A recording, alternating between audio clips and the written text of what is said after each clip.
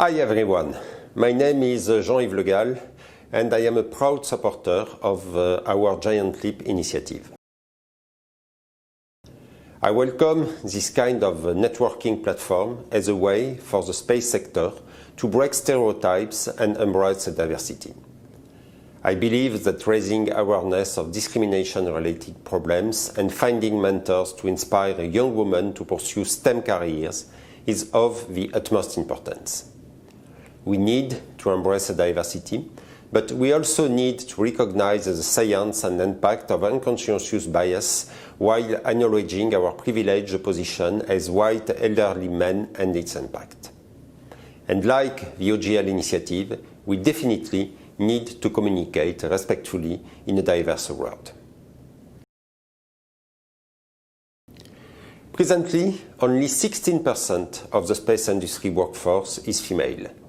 To strengthen our industry and our chances of achieving great things long term, we need to change this. Research provides compelling evidence that diversity unlocks innovation, drives market growth, increases creativity, and creates better teams of problem solvers. The space industry is tackling some of the most challenging problems facing the planet. Problems requiring constant innovation and new gravity-defying ways of working. It's therefore vital that it also leads the way in building a diversified workforce.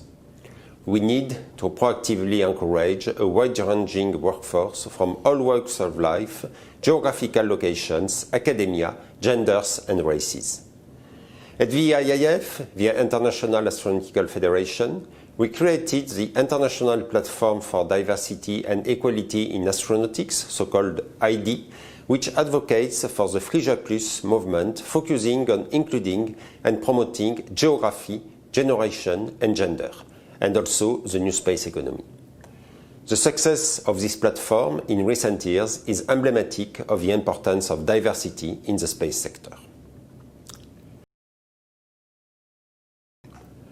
I've been a great admirer of Professor Pascale Ehrenfreund for many years now, and I'm so pleased she is today the president of the International Astronautical Federation.